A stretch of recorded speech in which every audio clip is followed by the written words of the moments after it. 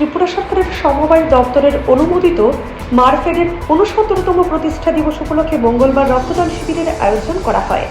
রাজধানী আগরতলার বাধারঘাট স্থিত মারফেড ভবনে হয় এই রক্তদান শিবির। এতে উপস্থিত ছিলেন সমবায় দপ্তরের মন্ত্রী শুক্লাচরণ নোয়াতিয়া, ত্রিপুরা মার্কফেডের চেয়ারম্যান অভিজিৎ দেব সহ অন্যান্যরা। মার্কফেডের কর্মচারী সহ সমবায়ের সঙ্গে যুক্ত বিভিন্ন মানুষজন শিবিরের স্বেচ্ছায় রক্তদান করেন। এই দিনের এই কর্মসূচি সম্পর্কে অভিমত ব্যক্ত করতে গিয়ে মন্ত্রী জানান, বর্তমান সরকার বিভিন্নভাবে মানুষের আর্থিক অবস্থার উন্নতি করতে চায়, তাই সমবায় ব্যবস্থাকে জোরদার করা হচ্ছে। সমবায়ের মাধ্যমে যাতে বিভিন্ন এলাকার মানুষের উন্নতি হয়, তাই একের পর এক কাজ করা হচ্ছে। এই সমবায়গুলির মধ্যে মার্কফেড অন্যতম একটি বলেও জানান মন্ত্রী। আজকে 25শে মার্চ 2025 ত্রিপুরার সমবায় দপ্তরের সহযোগিতায় এবং সমবায় দপ্তরের আন্ডারে আমাদের মার্কফেড এই ত্রিপুরার প্রায় ৬৯তম ওনাদের প্রতিষ্ঠা দিবস আজকে আমরা এই ফাউন্ডেশন ডে সেটা আমরা সেলিব্রেশন করতে যাচ্ছি এবং সেটাকে কেন্দ্র করে আজকে তারা প্রত্যেকটা যারা কমিটিতে যারা সদস্য রয়েছেন এবং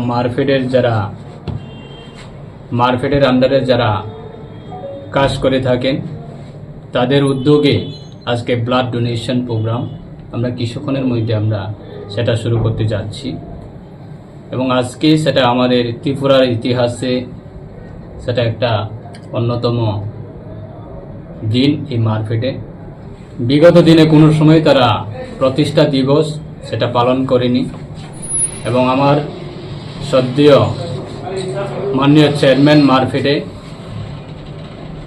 শ্রদ্ধেয় অভিজিৎ দা মহোদয় উনি রয়েছেন, ওনার উদ্যোগে আজকে এই অনুষ্ঠানটা আমরা করতে যাচ্ছি এবং আমরা সেটা বলতে পারি আমাদের রাজ্যের মাননীয় মুখ্যমন্ত্রী প্রফেসর ডক্টর মানিক শাহ মহোদয় নেতৃত্বে আমরা 2018 যখন আমরা এই রাজ্যে নতুন সরকার প্রতিষ্ঠা হয় তখন থেকে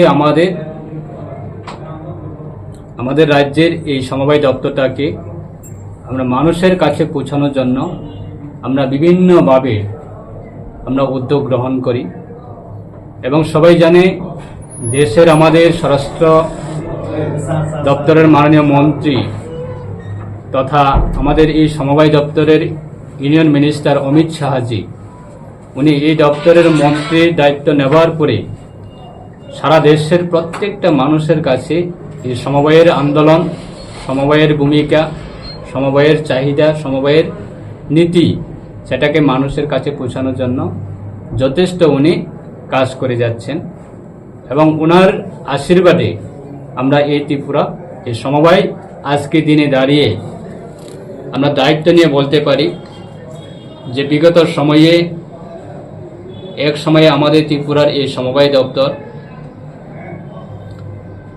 যে উদ্দেশ্য নিয়ে প্রতিষ্ঠা হয়েছে কিন্তু সেই উদ্দেশ্য ভুলে এটা অঘোষিত এটা রাজনৈতিক অফিস মতো পরিণত করেছিল বিগত সময়ে। Bureau report, CNTV. CNTV, channel for news and entertainment.